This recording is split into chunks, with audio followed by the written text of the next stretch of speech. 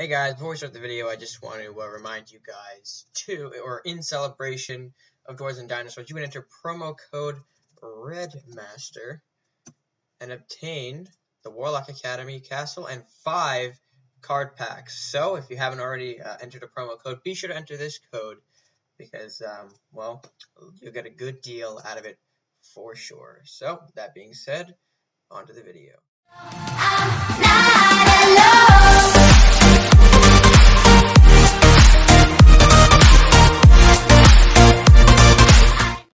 Hey guys, what's going on? RedMaster here, and welcome back to the Dwarves and Dinosaurs beta. Today, if you don't already know what's going on, we are going to be going over the pirate cards for Dwarves and Dinosaurs.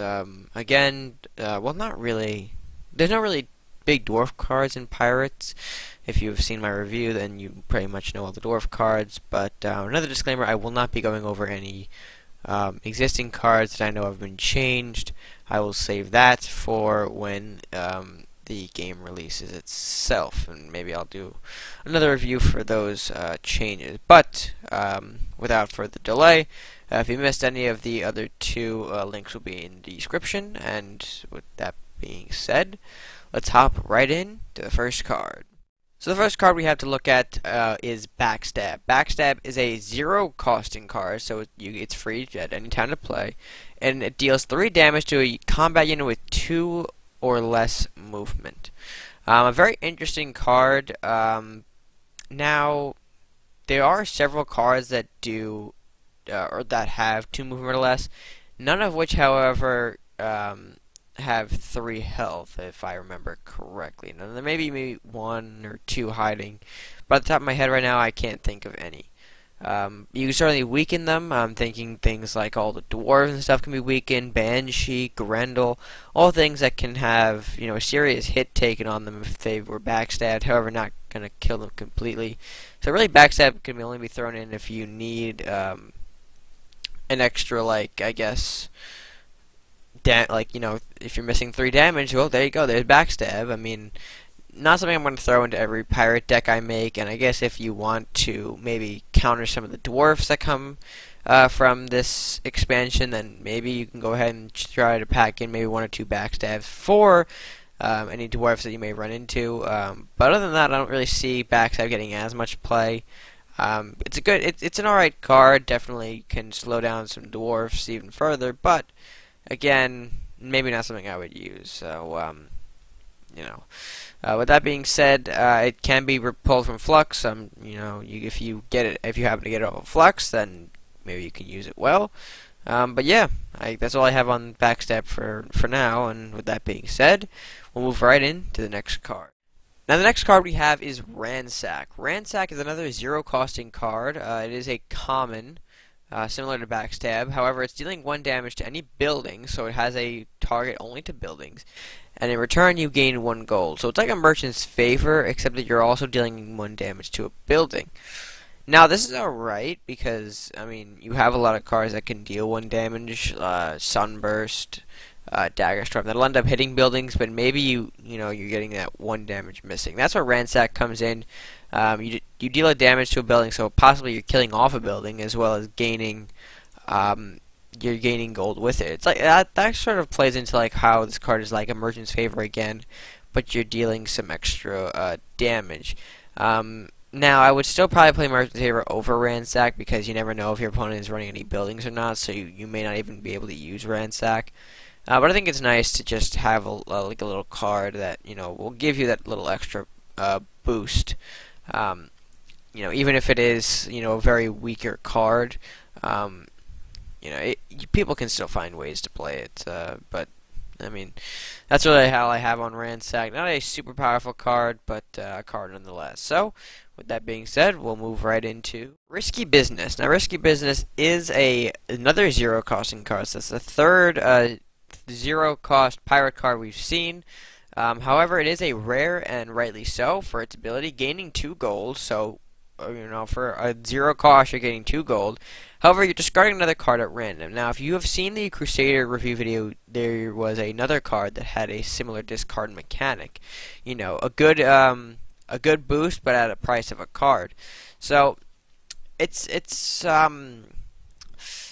I mean, if you're running a greed deck, maybe risky business doesn't hurt you too much. I mean, you really can't afford to discard anything big.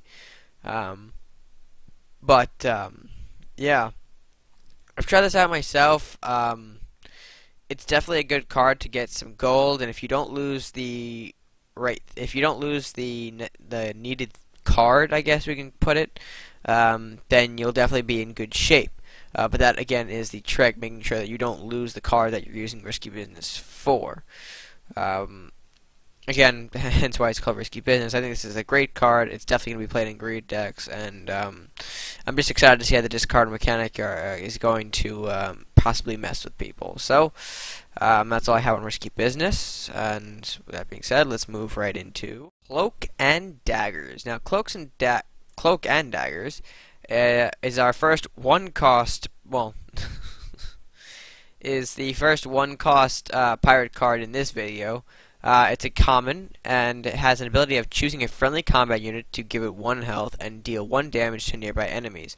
So if you guys saw the Viking video, you realize that we have a card nearly similar to this called Gathering Ice, where you had to choose a friendly unit and it would freeze all the enemies around it. This one, you're giving your combat unit 1 health and dealing 1 to all around. Now this is, again, it's not the best card. There are definitely things better like Dagger Storm and maybe even Sunburst that could be used in a similar way. The health isn't too bad. You're getting all these abilities. You're getting like this little set of buffs for only 1 gold. But again, not super strong. Even though you could probably play it from Flux. It's just something that maybe you don't want to throw a deck slot towards. Again, it's alright, but I think there are possibly some better options out there if you're looking to deal 1 damage to enemies within the pirate faction. I mean, Sunburst isn't in the pirate faction, but I digress. So, with that being said, we'll move right along into our next card. Disable. Now, Disable is another 1-costing card. It's common, and it gives a combat unit, it subtracts 3 attack from a combat unit. Interesting card, I guess. Definitely probably won't see it coming. Definitely one of the surprise cards is that, well, it's definitely a surprise card. Let's put it like that. That, you know, you don't know if your opponent is playing. Probably not, though. If you get it from Flux, definitely is going to deal some damage to one of your weaker units that only has up to 3 attacks. So, definitely could pretty much take out one of your units unexpectedly. So, definitely a card to watch out for playing from Flux. I don't think people are going to waste the deck slot for Disable. So, not a card that may rise up in the rankings. But that's just me. So, yeah, not much else going on with this card other than, possible surprise in your opponent. So, yeah, with that being said, I guess we can move right into Vermin Tunnels. Now, Vermin Tunnels is a fun little card. For 1 gold, you get to equip this to your castle, so it works like Eternal Judgment. And what it does is that when your castle is attacked, it summons 3 regular rats. Now, definitely had fun with this card myself in matches. I mean, sometimes the rats were useful, sometimes they were taken out before I could use them. But definitely a card that can cause serious trouble for your opponent, because when they attack the castle, those 3 rat units will be summoned, and now you instantly have 3 little guys to maybe clear out a unit or maybe defend with. So definitely something that people will be probably using on day 1 just to get a feel for it, and I don't blame them. It's a fun card. I had the same experience with it. It has no artwork yet. Don't be alarmed. That will be added in before release date. Just something that that happens. No big deal. So yeah, Vermin Tunnel is a fun little card. Definitely hope it's going to be used. Probably will be used. Maybe even work well in maybe green-purple rat decks. You never know. So yeah. With that being said, we can move into Shrapnel Grenade. Hopefully I said that right. For 2 gold, this card will deal 2 damage to enemy combat units in a 3x3 area. I like this card. Definitely a little strong pirate card that can be used to maybe clear out some guys early on. The 2 damage can weaken a lot of stuff that you could see in the early game. and the AoE is not that bad as well. It will not damage castle. As you can tell, it only will strictly damage combat units. So if you're looking for some early damage on the castle, this is not your card to use. But again, probably I could see use in it, clearing out some annoying things, possibly pirate ship, things like that that are weak and hard to deal with. You can definitely take them out with a shrapnel grenade. So, no worries whatsoever. So, yeah, with that being said, I mean, not really much else to touch on shrapnel grenades. It's a simple card, simple damage, simple AoE, and at a good cost. So, yeah, I guess we can move right into Conartist. Now, Conartist has got to be probably one of my all-time favorite cards to come out of this expansion. I cannot say enough good things about this card, from its cost to its stats to its ability. Definitely a top-tier card. Let's take a look at it, shall we? 3 gold, 2/5, and an awaken and combat. So, I mean, combos. It's basically combat, in my opinion. So both awaken and combat. I kind of lost my train of thought there. Of gaining 1 gold. Serious greed and ramp potential within Conartist. And even if you're not playing Conartist, think of it as like doubling over Master Thief's ability. If you run Master Thief, you're going to start running Conartist because it's just that good. And its epic rarity has to be worth it because, it's basically been in nearly every pirate deck that has been on, matches that I've seen within Dwarves and Dinosaurs. It is just that good, and one that everyone should be at least hoping to go for within the expansion. Cannot talk enough good about this card just because of how well he performs and what he can seriously do within the game. If you have seen the gameplay video, then you already know we've already talked about Conartist since I've used him in those games. It's just a very, very powerful and valuable card to have. So, yeah, with that being said, I think we're moving on into our final card of the evening. Hemorrhage. I hopefully just pronounced that correctly, or else, dang.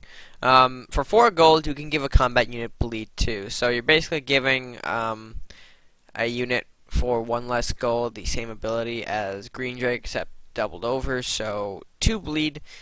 Can be useful in getting rid of a unit that's bothering you, something that you don't want to sacrifice a unit for.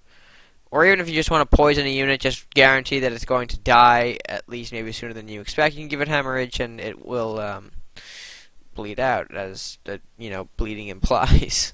I can argue that maybe if it's cheaper, people will use it more. But, you never know. 4 gold is still just as good. You're not extremely expensive, so it's not a total waste. And using hemorrhage, you have to be dedicated to at least taking out the unit and just sacrificing that turn to get rid of whatever you're planning to eliminate with the hemorrhage. So, if you're using it, then I would say you have to have some serious investment involved within getting rid of a unit to use hemorrhage and to use that gold, in my opinion. Yeah, so I guess that's kind of what I got on hemorrhage. So, with that being said, that's also going to wrap it up for the pirate cards in Dwarves and Dinosaurs. If you guys haven't already checked out the Crusaders and the Vikings card reviews that are up now, you should go check them out. I will leave links in the description below. And use promo code RedMaster to get you 5 free card packs, so you can possibly get some openings, and maybe if you use them during Dwarves and Dinosaurs, maybe even get some Dwarves and Dinosaurs cards. You never know. So with that being said, guys, if you did enjoy the video, please make sure to give it a like, share with your friends, and comment down below your thoughts about these pirate cards that are hopping into Cards and Castles on July 27th. If you haven't already done so, please hit that subscribe button as well. Just show your support to the channel. All you gotta do is just punch that subscribe button. Maybe not punch it. Maybe just tap it. Maybe be gentle with the subscribe button. You never know. And with that being said, guys, until next time, stay gaming.